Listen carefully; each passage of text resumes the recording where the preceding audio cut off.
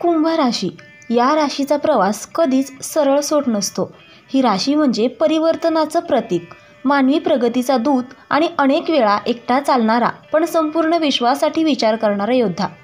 कुंभ राशीच्या जातकांना नेहमीच समाजाच्या पुढे चालायचं असतं, पण त्याच वेळी त्यांना समाजाने कधीच पूर्णपणे समजून घेतलेलं नसतं.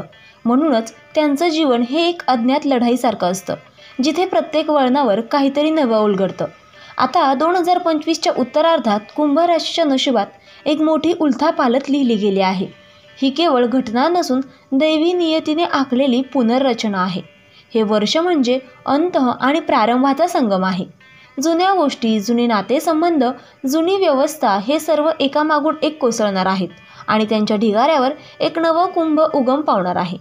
तुम्ही जिथे तुटता तिथूनच ब्रह्मांड तुमचं नव्यानं निर्माण करतं. ही वेळ आहे जिथे पायाखालची जमीन खचणार आहे, पण त्याच वेळी तुमच्या अंतर्मनातून एक नवा आत्मप्रकाश उगम पावणार आहे. ही उलथापालथ भीतीदायक असेल, कारण ती नेहमीसारखी साधी परीक्षा नाही. ती तुमच्या अंतःकरणातील सर्व न कळत चाललेल्या नाट्यांचा एकाच वेळी उलगडा करणार आहे. पण लक्षात ठेवा, या उलथापालथीचा प्रत्येक अंश, प्रत्येक वेदना, प्रत्येक तोडलेली गोष्ट ही एक ब्रह्मशक्तीची योजना आहे, जी तुम्हाला तुमच्याच आत्मस्वरूपाशी एक करायला आलेली आहे. यासाठी तुम्ही तयार आहात का? अंताच्या आणि नव्या प्रारंभाच्या संग्रामासाठी. नंबर 1 आहे नातेसंबंधात तुटफूट आणि पुनर्जन्म. कुंभ राशीच्या आयुष्यात काही नाती अत्यंत खोलवर रुजलेली असतात, जणू आत्म्यांचे ऋणानुबंध. पण 2025मध्ये काही अशा नात्यांचा शेवट होणार आहे जे अनेक वर्षांपासून तुमचं मन खेचत होते.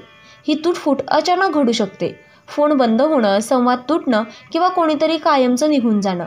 पण त्याच वेळेस ब्रह्मशक्ती तुमच्यासाठी नवे आत्मीय नाते तयार करत असते, जे आध्यात्मिक आणि नियतीने बांधलेले असेल. जुन्या नात्यांमधून मुक्ती मिळताच तुमच्या आत्म्याला एक नवीन शांती आणि प्रकाश मिळणार आहे. नंबर 2 आहे तुमच्या पायाखालची जमीन हलणार आणि घरगुती उलथापालथ होणार. कुंभ राशीच्या जातकांसाठी घर ही केवळ वास्तू नसते, ती एक भावनिक जागा असते. पण आता ही जागा अस्थिर होणार आहे. घरातील व्यक्तींशी वाद, गैरसमज किंवा भावनिक अंतर निर्माण होईल. काही जणांना घर विकावं लागेल, भाड्याचं ठिकाण बदलावं लागेल किंवा हक्काचं वाटतं घर सोडावं लागेल. पण ही हालचाल तुम्हाला एका नव्या स्थैर्याच्या दिशेने घेऊन जाणार आहे, जिथे स्वतःचं आयुष्य उभं करायचं स्वप्न तुम्ही प्रत्यक्षात आणाल. नंबर 3 आहे करिअरमधील अंत, पण त्यातून नवीन दिशा. तुमचं करिअर जिथे स्थिर वाटतंय तिथेच एक मोठा धक्का बसण्याची शक्यता आहे. नोकरी अचानक संपणं, प्रोजेक्ट फेल होणं, वरिष्ठांशी संपर्क हे घडू शकतं. पण या ढासळलेल्या इमारतीतून एका नव्या स्वतंत्र व्यवसाय, नवीन स्किल किंवा आध्यात्मिक मार्गावर आधारित काम सुरू होईल. ही वेळ आहे तुमच्या खऱ्या कॉलिंगला स्वीकारण्याची.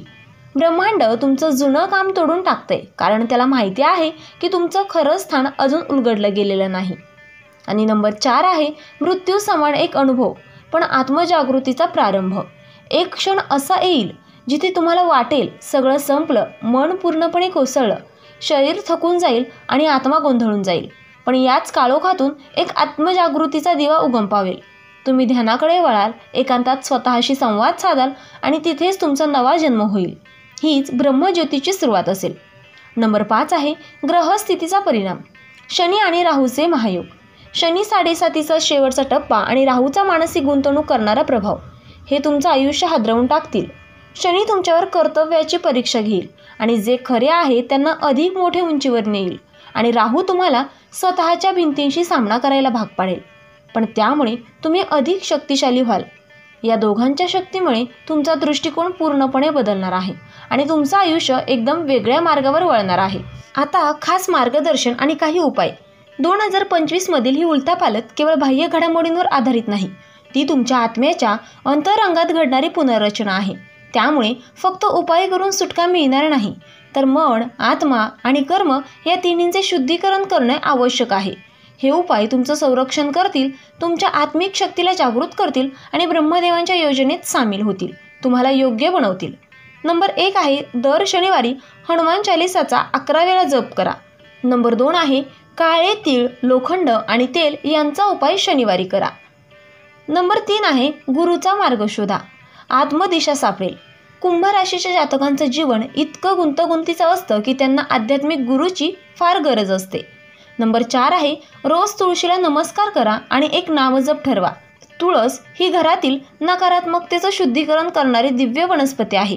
रोज सकाळी तुळशीला पाणी घालून तिच्यासमोर बसून एखादा मंत्र किंवा जप ठरवा. उदाहरणार्थ ओम नमो भगवते वासुदेवाय नमः किंवा ओम गंगणपते नमः किंवा ओम नमः शिवाय. हे जप तुमच्या मनातील गोंधळ, अस्थिरता आणि भय याला शांत करतात. नंबर 5 आहे स्वप्न लिहा. आत्मशोधासाठी डायरी ठेवा. ब्रह्मदेव या काळात स्वप्नांमधून संकेत देतात. दररोज सकाळी उठल्यावर लगेच रात्रीचे स्वप्न लिहा. नंबर 6 आहे एखादं शिवमंत्र पवित्र मंत्र म्हणून अंगीकारा. शिव म्हणजे अंतः आणि प्रारंभीचे दैवत.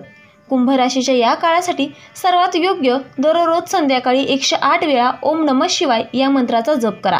यामुळे भीती, असुरक्षितता आणि भूतकाळाचे ओझे कमी होईल आणि शिव म्हणजे शून्यता आणि शांती. नंबर 7 आहे काळ्या रंगाच्या गोष्टी वापरायला थोडा ब्रेक द्या. शक्य असेल तेव्हा काळ्या रंगाचे कपडे, बूट, बॅग इत्यादी टाळा, कारण हे शनीचे भार अधिक वाढवू शकतात. त्याऐवजी निळा, पांढरा किंवा केशरी रंग वापरणं अधिक सकारात्मक ऊर्जेसाठी उपयुक्त आहे. नंबर 8 आहे ब्रह्ममुहूर्त जागवण्याचा संकल्प करा. दररोज पहाटे 4 ते 6 वाजेच्या दरम्यान एक शांत वेळ स्वतःसाठी राखून ठेवा. याच वेळेस देव आणि ब्रह्मशक्तीचे संकेत अधिक स्पष्ट मिळतात. आणि एक अंतिम आणि विशेष मंत्र ओम ऐं ह्रीं क्लीं चामुंडाय विच्चे. हा मंत्र नकारात्मकतेपासून संरक्षण करतो, शत्रूंपासून वाचवतो आणि आत्मविश्वास जागवतो. दररोज 11 वेळा हे मंत्र उच्चारताना स्वतःशी कल्पना करा, प्रकाशात झाकलेलं एक बलवान आत्मस्वरूप. कुंभ राशीसाठी 2025 हे वर्ष म्हणजे एक दैवी पुनर्रचनेचा काळ आहे.